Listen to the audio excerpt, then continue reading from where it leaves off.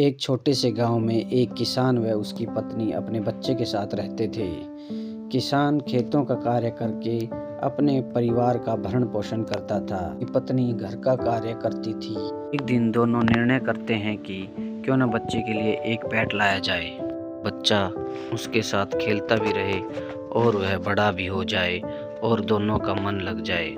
इसी बात पर किसान कहता है, क्यों न हम एक पेट लेके आएं। किसान की पत्नी सोचती है कि पता नहीं किस प्रकार का पेट लेके आएंगे और वह कहती है, मगर आप पेट कौन सा लेके आएंगे?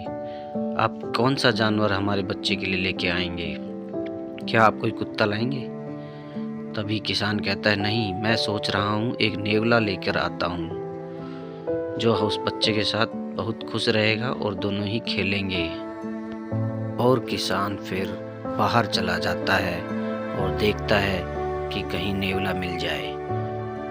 वह बाजार से नेवला लेकर आता है। उसकी पत्नी कहती है, हे राम, ये तो बहुत डरावना सा लगता है, क्या हमारा बच्चा इससे खेलेगा?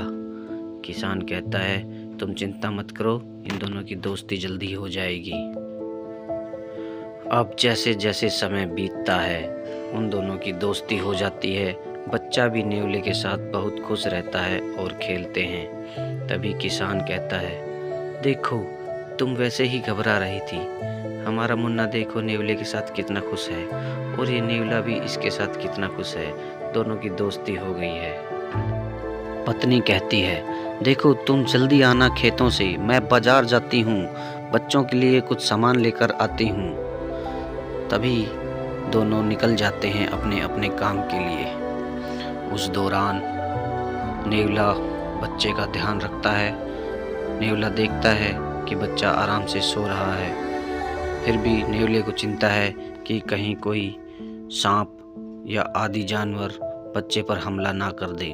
वह उसकी रखवाली के लिए बैठ जाता है और वह किसान और उसकी पत्नी का इंतजार करता है। नेवले को बहुत चिंता हो जाती है क्योंकि घर में कोई नहीं होता है। फिर भी वह अपनी पूरी मेहनत से इधर उधर ध्यान रखता है। नेवला का ध्यान थोड़ा सा इधर उधर होता है। इतनी देर में घर में एक बहुत बड़ा और जहरीला और खतरनाक सांप प्रवेश कर जाता है।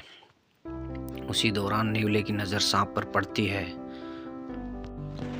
सांप बच्चे पर हमला करने ही वाला होता है कि नेवला सांप पर अटैक कर देता है और सांप को बहुत बुरी मौत देता है। नेवला पूरी तरह से लहूलुहान हो जाता है और उसका शरीर व मुंह खून से लथपथ हो जाता है। अब वह सोचता है कि क्यों न अब किसान व उसकी पत्नी का इंतज़ार किया जाए ताकि वह उन्हें दिखाए कि उसने बच्चे की रक्षा में उस सांप को मार दिया है। नेवला दोनों के इंतज़ार करने के लिए वह घर के बाहर जाकर बैठता है और वह इंतज़ार करता है कि किसान व उसकी पत्नी जल्द से जल्द आ जाएं।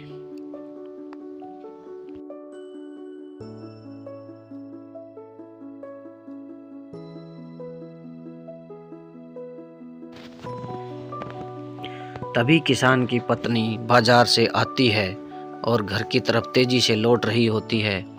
अचानक वह देखती है कि नेवला बिल्कुल गेट पे ही उसका इंतजार कर रहा है। ऐसा क्या हो गया होगा? वह देखती है कि नेवले के मुंह पे खून लगा हुआ है। वह सोचती है कि पता नहीं क्या हो गया है, मेरा बच्चा भी ठीक भी है कि नहीं है।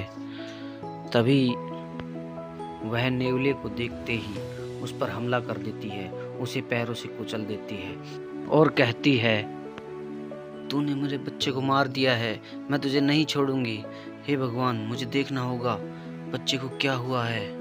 लेकिन बच्चा तो अंदर आराम से खेल रहा होता है और दूध पी रहा होता है।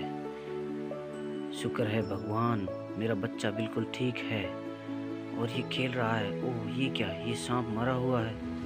ओह नेवला, हे भगवान, ये मैंने क्या कर दिया है? मैंने नेवले को मार दिया है। ये तो बहुत गलत किया है, मैंने बहुत जल्दबाजी में कर दिया जो कुछ करना था।